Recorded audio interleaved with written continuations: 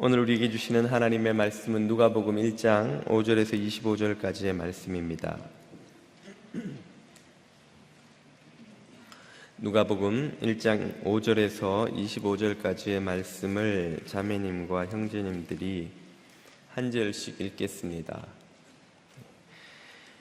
유대왕 헤롯 때에 아비야 반열에 제사장 한 사람이 있었으니 이름은 사가랴요 그의 아내는 아론의 자손이니 이름은 엘리사벳이라. 이 두 사람이 하나님 앞에 의인이니 주의 모든 계명과 규례대로 흠이 없이 행하더라. 엘리사벳이 잉태를 못함으로 그들에게 자식이 없고 두 사람의 나이가 많더라. 마침 사가랴가 그 반열의 차례대로 하나님 앞에서 제사장의 직무를 행할 때 제사장의 전례를 따라 제비를 뽑아 주의 성전에 들어가 분향하고 모든 백성은 그 분향하는 시간에 밖에서 기도하더니 주의 사자가 그에게 나타나 향단 우편에 선지라.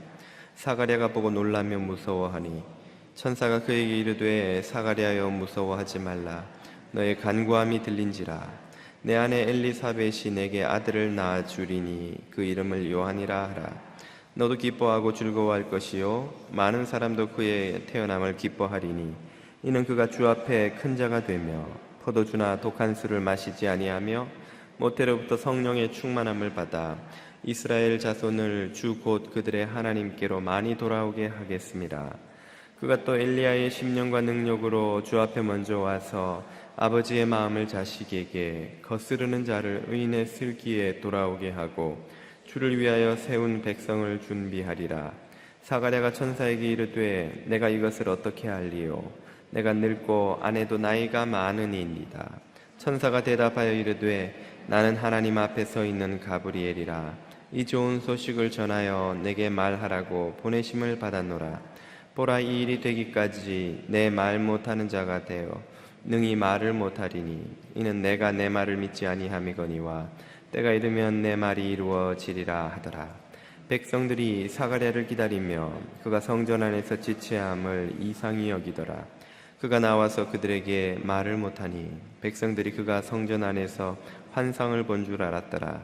그의 몸짓으로 뜻을 표시하며 그냥 말 못하는 대로 있더니 그 직무의 날이 다 되매 집으로 돌아가니라.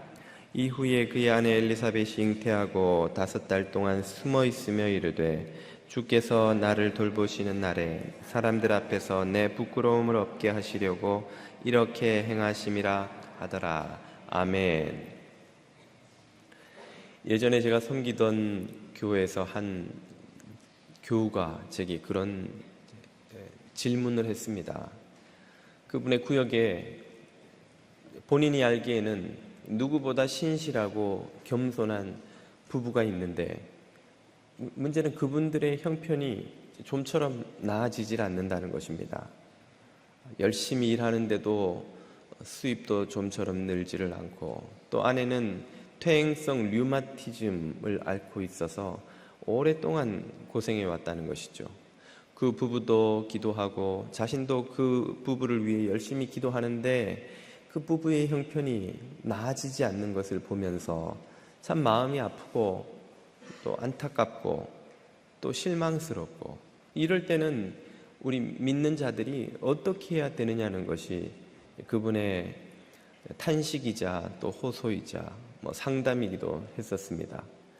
의인들의 삶에도 개선되지 않는 실망스러운 현실이 있는가? 답은 있다. 있을 뿐 아니라 많다는 것입니다.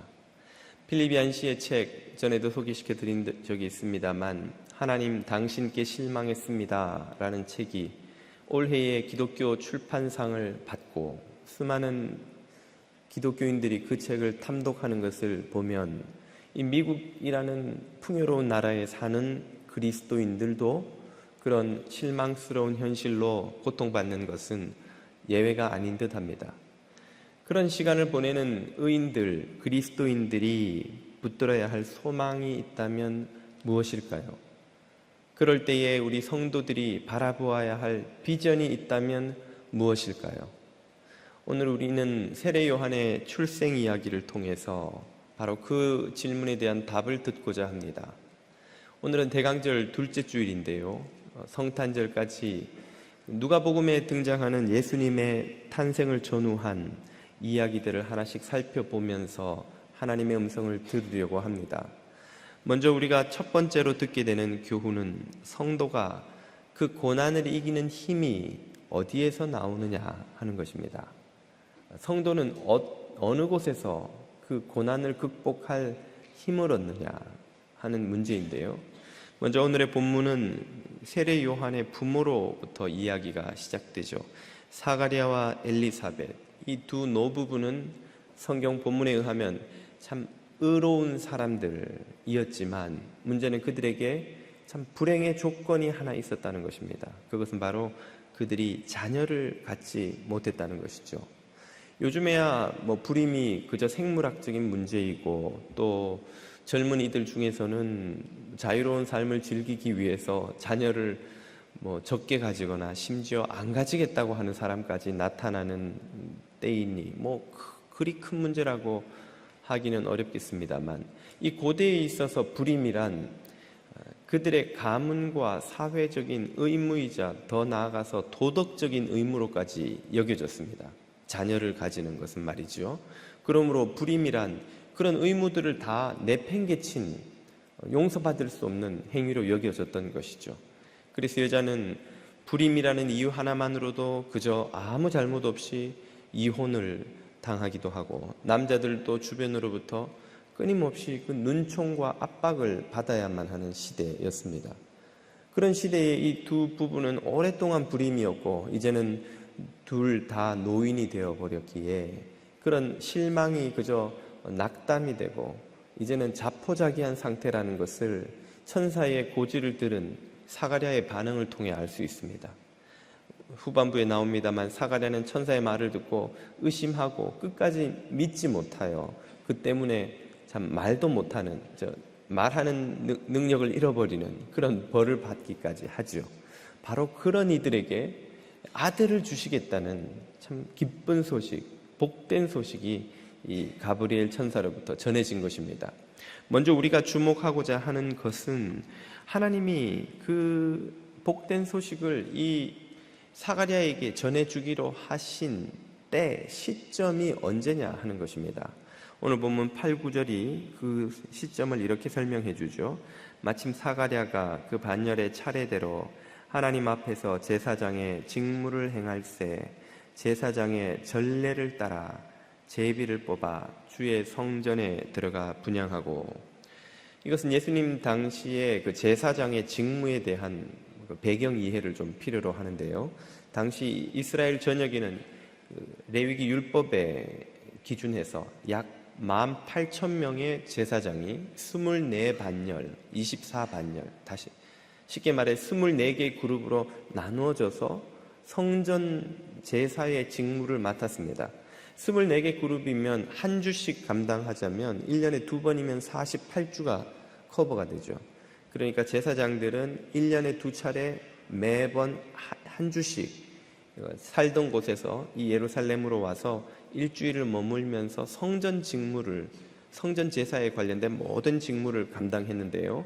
그 많은 일들 중에서 실제로 성전 제사의 핵심이라고 할 수 있는 희생 제물을 직접 바치고 성전 안에 있는 성소로 들어가 분향을 하는 이 직무는 누구나 하고 싶어하는 영광스러운 직책이고, 제사장의 수는 너무나 많았기 때문에 제비를 뽑았습니다. 제비를 뽑힌 사람만 성소 안까지 들어가 분향 업무를 했던 것인데, 바로 사가랴가 그 제비 뽑기에 뽑혔던 것이죠. 당시 18,000명의 제사장은 이 제비에 뽑히는 것이란 평생에 한 번 있을까 말까 하는 로또나 다름없는 일인데, 사가랴가 뽑혀서 희생 제물을 바치고 분향까지 하게 된 것이죠.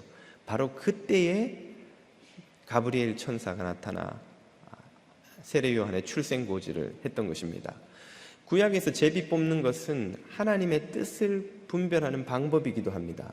그러므로 제비를 뽑아서 사가랴가 성전 안에 들어오게 되었다는 것은 하나님께서 사가랴를 일부러 성전 안으로 불러들였다는 의미이기도 한 것이죠.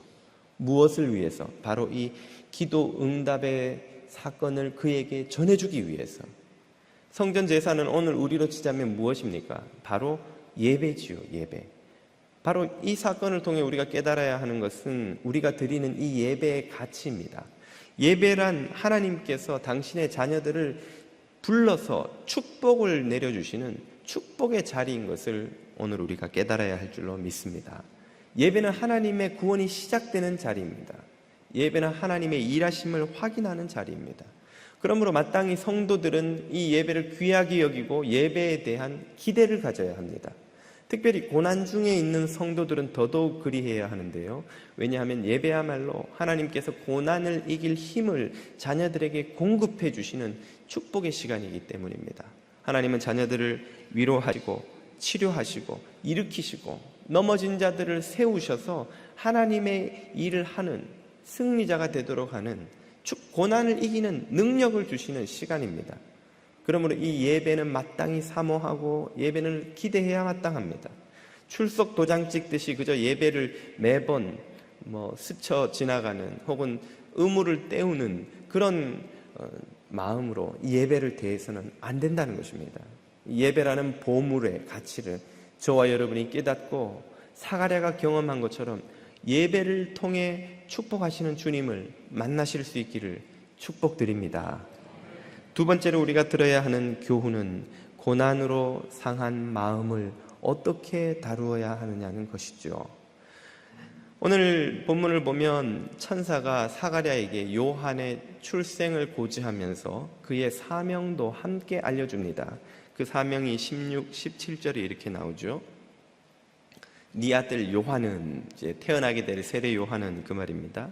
이스라엘 자손을 주 곧 그들의 하나님께로 많이 돌아오게 하겠으며 그가 또 엘리야의 심령과 능력으로 주 앞에 먼저 와서 아버지의 마음을 자식에게 거스르는 자를 의인의 슬기에 돌아오게 하고 주를 위하여 세운 백성을 준비하리라.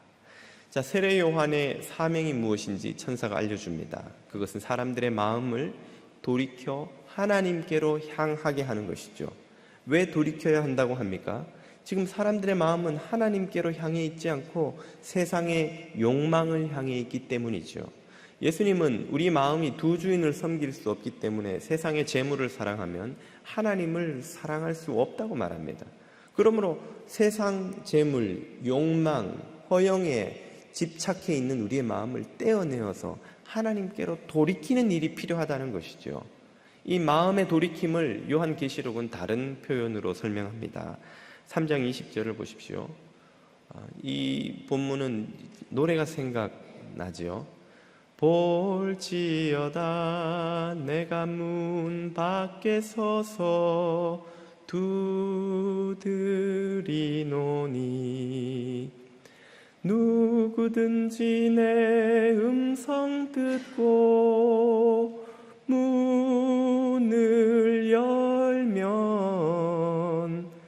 누구든지 내 음성 듣고 문을 열면 내가 들어가 그와 더불어 먹고 그는 나로 더불어 살리.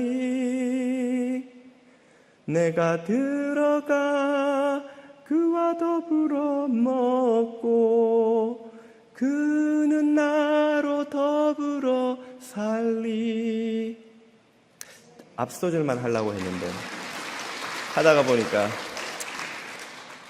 흔히 하는 말로 필을 받아서 그만. 아무튼 여기서 말하는 문이 무슨 문입니까? 현관문이 아니겠죠. 이것은 우리 마음의 문입니다. 우리가 마음의 문을 열어야 주님께서 들어와 우리와 더불어 먹고 교제한다고 하시는데, 이 교제라는 것은 가장 친밀한 관계를 나타내는 것입니다. 우리는 누구와 함께 먹습니까? 사랑하는 배우자와 아이들과 가족들과 함께 늘 먹고, 그 외 사람들과 먹을 때는 아주 가까운 사람 혹은 가까워지고 싶은 사람들과 먹지요. 주님은 우리와 아주 친밀한 관계를 맺으시고 우리 삶에서 역사를 하기를 원하시는데, 그러려면 먼저 뭐가 필요하다는 말입니까? 우리가 마음의 문을 열어야 된다는 거예요.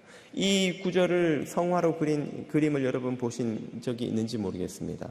잘 보시면 그 문에는 손잡이가 없어요.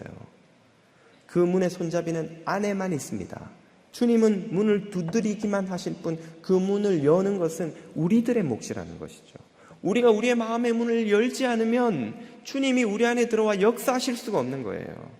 우리가 마음을 돌이켜 주님께로 향하지 않으면 우리가 주님을 온전히 만나고 경험하고 그분의 구원을 경험할 수 없는 거예요. 먼저 우리의 마음의 문을 여는 것이 필요하다는 말입니다.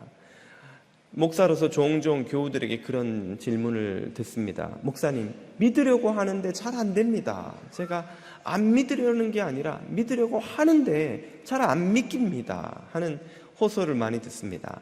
혹시 믿기지 않는 이유가 우리가 마음의 문을 열어놓지 않았기 때문은 아닐까요?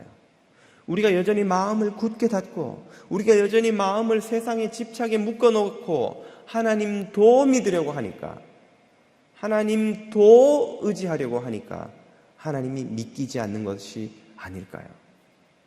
주님을 믿으려면 우리는 마음의 문을 열어야 되고 세상에 묶여있는 마음의 끈을 끊어버려야 됩니다. 세상과 이별하여야 합니다. 그렇지 않으면 주님을 만날 수가 없는 것이죠. 주님의 그 친밀한 역사를 경험할 수가 없는 것이죠. 특별히 고난과 실망을 오래 겪은 성도들의 마음은 더 굳게 닫히기도 하는 법입니다. Why? 주님 도대체 왜 납니까? 다른 사람들은 보면 다 잘 사는 것 같은데 나만 왜 아프고 내 비즈니스만 어렵고 내 자녀들만 고통을 겪는 것처럼 보입니까? 그만 마음속에 원망과 쓴뿌리가 생긴 나머지 하나님을 향해 마음을 굳게 닫고 이것이 이해되기 전에는 주님을 못 믿겠습니다. 주님을 모셔드릴 수가 없습니다 하고 닫혀버린 마음, 상한 마음을 가진 채 살아가는 성도들이 많이 있습니다. 그때 우리가 깨달아야 하는 것은 이것입니다. 이해되지 않기 때문에 받아들일 수 없고 믿을 수 없다고 하는 우리들의 이 생각이 얼마나 교만하며 어리석은 것인지 말입니다. 여러분, 제가 여러 번 말씀드렸지만 일반인들을 위해 쉽게 써놓은 교양서라고 하는 책을 통해서 아인슈타인의 상대성 이론을 몇 번을 읽었습니다만 아직도 알 듯 모를 듯 알쏭달쏭 긴가민가, 그게 그거 같고 알 것 같기도 하고 모를 것 같기도 하고, 이 물리 세상에 있는 원리 하나도 우리가 이렇게 이해하기 어려운 제한적이고 유한한 지성을 우리가 갖고 살아가는데 영적 세계에서 일어나는 모든 일들을 우리가 다 이해해야만 믿을 수 있다고 하는 것은 얼마나 교만한 일이냐는 것입니다. 만약 영적 세계에서 일어나는 일을 우리가 다 이해할 수 있다면 그것은 우리의 지성이 하나님의 지성과 같은 수준이 됐다는 이야기입니다. 그렇지 않고서야 그분이 만드신 창조하신 세계의 비밀을 모두 어찌 피조물이 다 할 수 있겠냐는 것이죠. 어거스틴은 말하기를 나는 이해하기 때문에 믿는 것이 아니라 믿기 때문에 이해한다고 한 적이 있습니다. 이해하고 믿으려고 하면 우리가 아무것도 믿을 수 없다는 것입니다. 믿으려 하면 오히려 역설적으로 이해가 되는 일들이 일어나게 된다는 것이죠.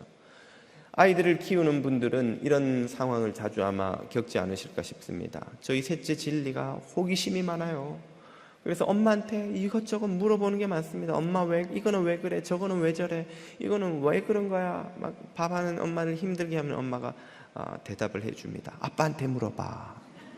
저한테 와서 똑같은 질문을 하는데 제가 설명을 이렇게 저렇게 하다 보면 설명을 하면 할수록 그 아이에겐 점점 더 미스테리가 되는 거예요. 왜냐하면 제가 아무리 쉬운 단어를 써도 제가 쓰는 단어들의 그 등장하는 단어가 전부 그 아이한테는 다 미스테리한, 이해할 수 없는, 처음엔 질문이 하나였는데 아빠 설명을 듣고 보니까 질문이 3개, 4개 더 늘어나는 거예요.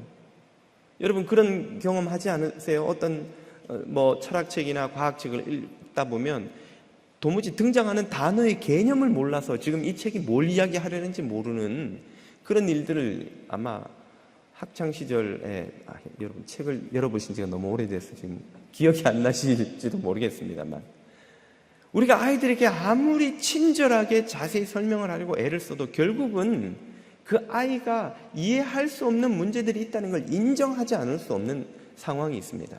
플러스 마이너스도 겨우 이해하는 아이에게 미분, 적분, 3차, 4차 방정식을 이해시키려고 하면 그게 가능하겠냐는 거예요. 그러니까 결국은 마지막에 이렇게 끝내죠. 진리야, 네가 크면 알게 된단다.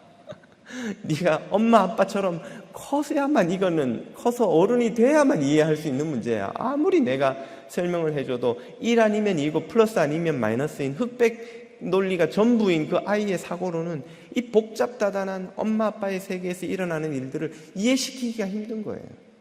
마찬가지로 우리가 지금 이해할 수 없는 많은 문제들을 주님이 우리에게 숨기려고 해서 숨기시는 것이 아니라, 아무리 주님이 그 진리를 드러내어 보여주셔도 그것이 우리에게 이해되기가 쉽지 않다는 것입니다. 그렇기 때문에 주님께서도 계속 복음서를 보면 뭐라고 말씀하십니까? 내가 천국을 무엇으로 비유할꼬? 비유를 왜 해요? 그냥 설명하시면 되지. 설명을 해도 우리가 못 알아듣는 거예요. 그러니까 우리가 이해할 수 있는 아주 쉬운 비유로 설명하는데, 심지어 그 비유도 이해가 안 되기 때문에 목사가 또 해석을 해드려야 되지 않습니까? 그렇게 설명을 해드려도 여러분도 알 것 같기도 하고 모를 것 같기도 하고, 천국이라는 실제를 우리가 우리의 제한된 이 물리세계 3차원에 갇혀있는 이 지성의 이 틀을 가지고 이해할 수가 없는 거예요. 사각형 구멍에다 원을 집어넣을 수 없는 것처럼. 그렇기 때문에 사도 바울은 뭐라고 말합니까? 고린도전서 13장에서 우리가 지금은 거울로 보는 것처럼 희미하게 보지만, 전에도 설명드렸지만 그 거울은 우리가 오늘날 규사를 발라서 깨끗하게 보이는 그런 유리 거울이 아니라 청동을 갈아가지고 만든 희미한 거울입니다. 거울을 보면 얼굴이 뿌옇게 보이는 거예요. 지금은 우리가 거울로 보는 것처럼 희미하게 진리를 보지만, 그 때가 오면 얼굴과 얼굴을 마주 보는 것처럼 분명히 알게 될 것이다, 진리를. 우리가 지금은 진리가 어른이 돼야만 이해할 수 있는 진리가 있는 것처럼, 우리가 지금은 이해할 수 없지만 주님의 나라가 완전히 임할 때에야, 우리가 완전한 구원을 경험하여 우리의 지성도 완전히 구원받았을 때에만 이해할 수 있는 진리가 있다는 것이죠. 그렇기 때문에 어거스틴은 이해하기 때문에 믿는 것이 아니라 믿기 때문에 이해한다고 고백하는 것입니다. 우리가 고난을 대하는 자세가 이러합니다. 여러분, 고난은 천차만별이고 각 사람의 상황에 따라 도무지 다 설명할 수 없는 오묘한 상황 가운데서 수백 가지 원인이 복잡하게 얽혀 있는 것이 우리 인생의 고난입니다. 그걸 어떤 사람도 다 이해할 수 없고 어떤 목사도 다 설명드릴 수 없습니다. 우리가 그러한 때에 이해하지 못하기 때문에 나는 마음을 열지 못하겠노라고 한다면 그것이야말로 얼마나 어리석고 오만하고 교만한 마음이냐는 것이죠. 그때 우리는 주님 앞에 겸손히 마음을 열고, 내가 다 이해하지 못하지만 그것을 이해하고 수용하지 못하지만 주님의 신실하심을 믿고 우리의 마음 문을 열고 그분 앞에 우리의 마음을 내어드릴 때에 그분께서 역설적으로 오히려 들어와 우리로 하여금 이해케 하시고 치유케 하시고 회복시키시는 역설적인 기적을 경험하게 되는 것입니다. 그러므로 고난의 때를 지나는 성도들이 다쳐버린 마음, 상한 마음, 깨어진 마음을 가지고 하나님 앞에 완고하게 서 있지 말고 주님 앞에 무릎 꿇고 그 마음을 완전히 열어드려야 될 줄로 믿습니다. 세례 요한이 사람들의 마음을 돌이켜 주님께로 인도하는 사명을 가졌듯이 성령님은 오늘도 우리의 마음을 열어 주님 앞에 나아가 그분과 교제하는 삶으로 우리를 초대하고 계신 것이죠. 이 초대에 응하여 열린 마음, 겸손한 마음으로 주님 앞에 서시는 성도 여러분 다 되시길 축복드립니다. 세 번째 우리가 듣게 되는 교훈은 고난 중에 성도는 어떤 기도를 드려야 하느냐는 것입니다. 사가랴의 반응을 보면 그가 기도 응답을 결코 기대하고 있지 않았다는 것을 알 수 있습니다. 12절 이하를 보십시오. 사가랴가 보고 놀라며 무서워하니. 18절 사가랴가 천사에게 이르되 내가 이것을 어떻게 알리요? 내가 늙고 아내도 나이가 많으니이다. 20절 이는 네가 내 말을 믿지 아니함이거니와. 사가랴의 반응은 일관되게 놀라고 의심하고 믿지 않고, 그는 오랫동안 아들을 위해 기도해 왔지만, 그래서 천사가 네 기도가 응답되었다고 하는 말을 들었지만 그는 정작 기도 응답에 대한 기대를 벌써 던져버리고 체념하고 있었던 것이에요. 이런 기도를 우리가 드릴 때가 얼마나 많습니까? 주님, 이 사회가 바뀌게 해 주옵소서 기도하고 돌아서서는 바뀌어봤자지 그놈이지 우리가 한두 번 속나. 주님, 이 병이 낫게 하여 주옵소서 그리고 기도하고 돌아서는데 의사가 아이고 뭐 그냥 받아들이셔야 되겠습니다. 안 되나 보다. 저 죄인이 회개케 해 주옵소서. 저 고집불통이 바뀌겠나? 저 원수가 회개하고 용서받게 해 주옵소서.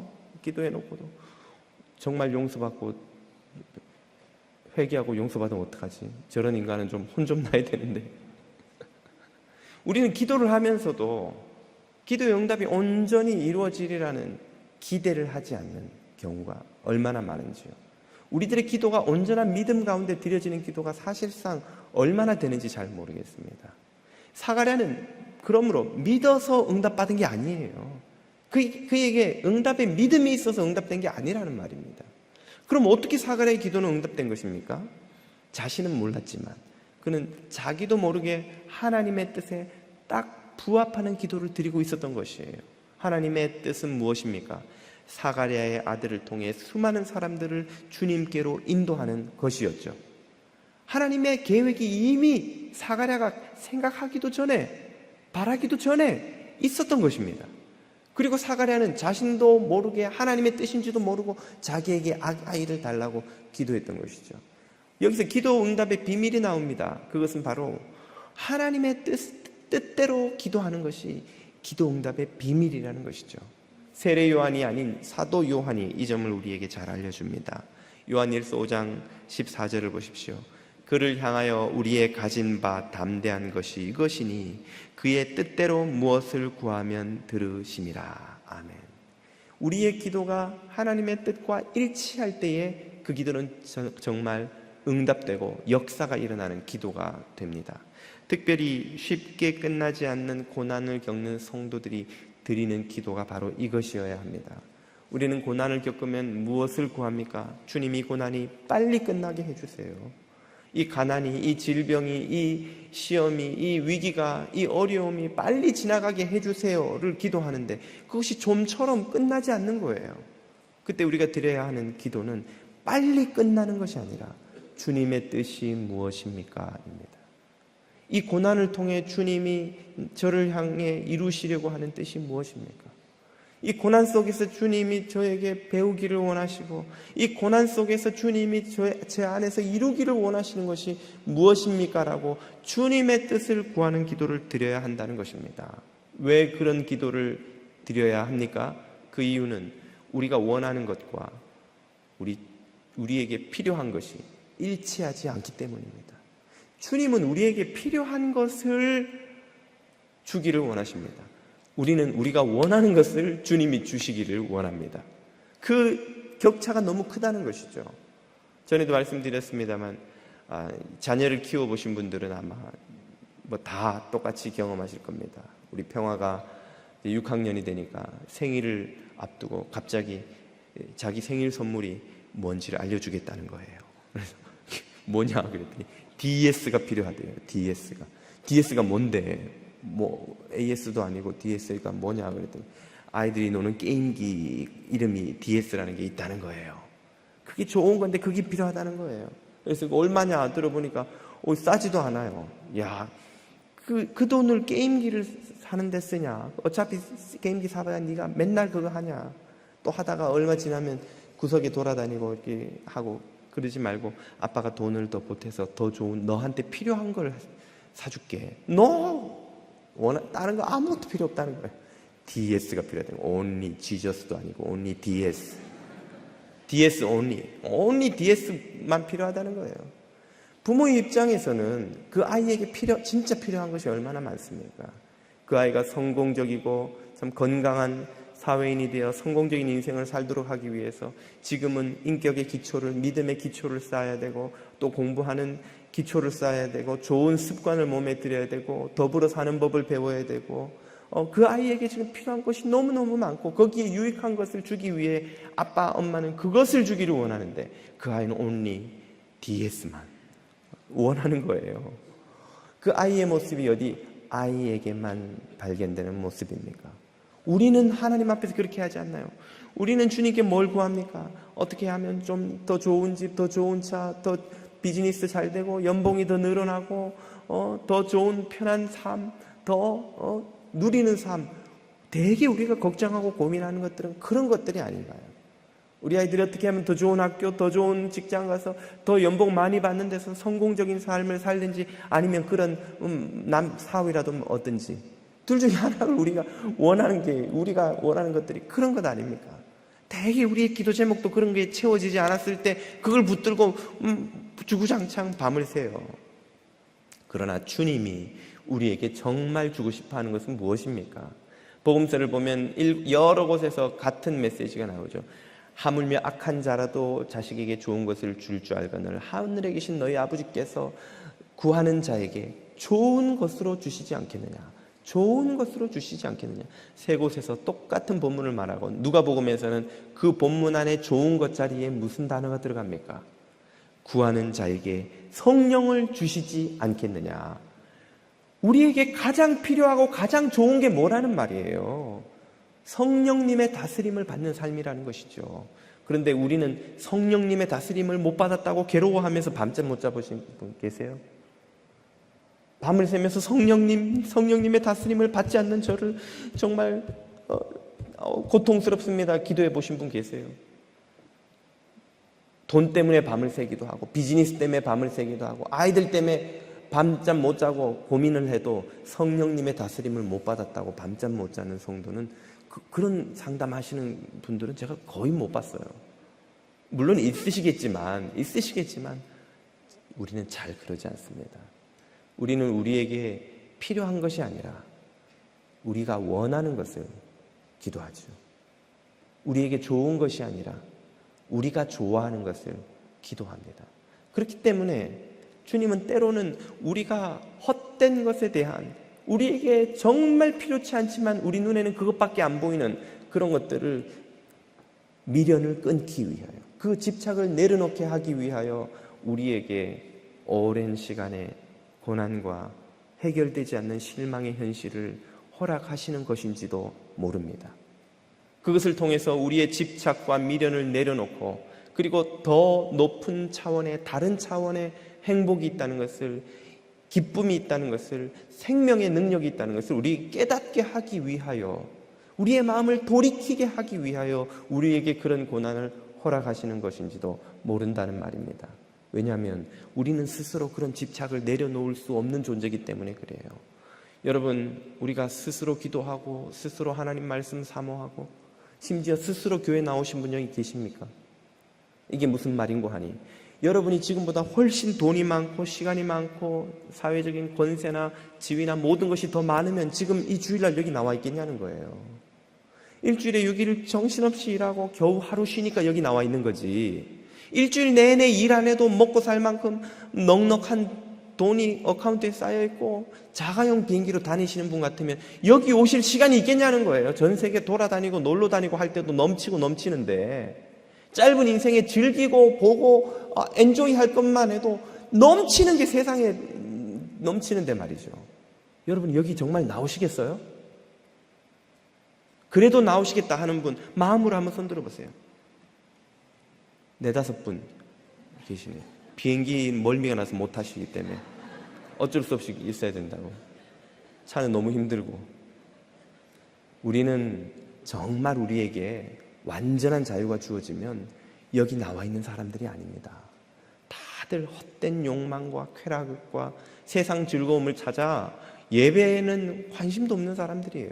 인간의 본성이 그렇습니다. 뭐 어떤 인간은 그런 게 아니라, 그런 우리가 여기 나와 있는 것은 우리에게 많은 제한이 있기 때문에 그런 거예요. 어쩌면 우리가 겪는 고난은 주님께서 우리가 헛된 삶을 낭비하느라, 헛된 것을 추구하느라 우리의 귀한 생명의 날들을 낭비하지 않도록 하기 위해 허락하시는 것인지도 모른다는 생각을 저는 자주 많이 합니다. 아마 제가 지금보다 조금만 더 잘생겼더라도 목사는 안 했을 것 같아요. 연예계 유혹을 뿌리치지 못했을 겁니다. 제가 조금 떨어져서. 예, 그것이 우리들의 현실입니다. 우리들의 뜻을 주님 앞에 꺾고 주님의 뜻 앞에 무릎 꿇는 기도, 주님의 뜻을 구하는 기도야말로 고난 속에 있는 성도들이 배워야 하는 진정한 기도입니다. 사랑하는 성도 여러분, 주님 앞에 빨리 달라 하는 기도를 드리기 전에 주님의 뜻이 무엇인지를 묻고 주님의 뜻 앞에 무릎 꿇을 수 있는 주의 자녀들이 다 되시기를 축복드립니다. 마지막으로 우리가 듣게 되는 교훈은 무엇입니까? 고난 중에 성도가 바라보아야 할 것입니다. 우리는 무엇을 바라보느냐에 따라서 우리의 내면이 달라지는 존재죠. 여러분, 몽골에 가면 몽골 국민들은 전부 시력이 2.5라는 것 아닙니까? 왜입니까? 사방을 둘러봐도 끝없는 지평선밖에 없어요. 지평선만 날마다 바라보면 눈이 나빠질 수가 없고 오히려 더 좋아진다는 거예요. 근데 우리는 왜 눈이 나빠집니까? TV를 코앞에 놔두고 보잖아요. 이제 스마트폰을 눈앞에 놓고 보잖아요. 눈이 좋아질 수가 없는 것이죠. 우리가 무엇을 바라보느냐에 따라서 우리의 내면이 완전히 달라집니다. 오늘 본문을 보면 사가랴의 기도가 어떻게 응답되었는지 13절 이하가 이렇게 설명해 줍니다. 천사가 그에게 이르되 너의 간구함이 들린지라 네 아내 엘리사벳이 너에게 아들을 낳아 주리니. 여기까지가 사가랴가 기도했던 거예요. 기대했던 거예요. 뭐 이제는 기대를 접었다 치더라도 이게 사가랴는 이것밖에 생각을 못했어요. 주님, 어떻게든 아들을 주셔서 대를 좀 있게 해주십시오. 욕 좀 안 먹게 해주십시오. 그랬을지도 모르겠어요. 그런데 응답은 거기서 멈추지 않습니다. 14절 너도 기뻐하고 즐거워할 것이요. 그건 당연한데 더 나아가 많은 사람도 그의 태어남을 기뻐하리니. 아니, 왜 수많은 사람들이 내 아들이 태어나는 것을 인해 기뻐하지? 16절 그는 이스라엘 자손을 주 곧 그들의 하나님께로 많이 돌아오게 하는 막중한 사명을 갖고 태어나는 자이기 때문이다. 사가랴는 아들을 원했는데 주님은 선지자를 주신 거예요. 선지자도 그냥 선지자가 아니라 예수님이 여자가 낳은 자 중에 세례 요한보다 더 큰 자가 없다고 평가하신 그런 위대한 선지자가 허락된 거예요. 사가랴는 그저 내 대를 이은 아들 하나만 있으면 족하다 했는데 하나님은 수많은 사람들에게 생명을 줄 하나님 나라를 위하는 선지자를 사가랴에게 주신 것입니다. 이것은 우리의 시야와 하나님의 시야가 비교할 수 없이 차이가 난다는 것을 보여줍니다. 우리의 시야는요 얼마나 좁은지 기껏 해봐야 우리 한 몸의 안, 위 밖에는 모르는 존재들이에요. 기껏 좀 넓은 사람이라 그래봐야 뭐 가족, 이웃 정도, 뭐 사회를 위해 좀 고민하고 희생하는 몇몇 사람들이 있긴 있죠. 그러나 기껏 해봐야 우리의 시야는 그게 전부입니다. 그러나 하나님의 시야는 온 인류와 전 역사를 바라보시는 시야입니다. 모든 인류에게 구원을 주시고 모든 역사의 완성을 이루어 가시는 시야인 것이죠. 그러므로 하나님께서 뭘 하나 주시려고 하면 그건 한 사람에게 필요를 채우는 차원을 넘어선다는 것입니다. 하나님은 모든 인류에게 끼칠 영향을 다 고려하시면서 가장 좋은 것을 가장 좋은 때에 가장 좋은 방법으로 우리에게 주시는 거예요. 우리는 우리 거밖에 안 보니까 왜 이렇게 늦어 응답이. 왜 이 응답은 내가 원하는 방식이 아니야.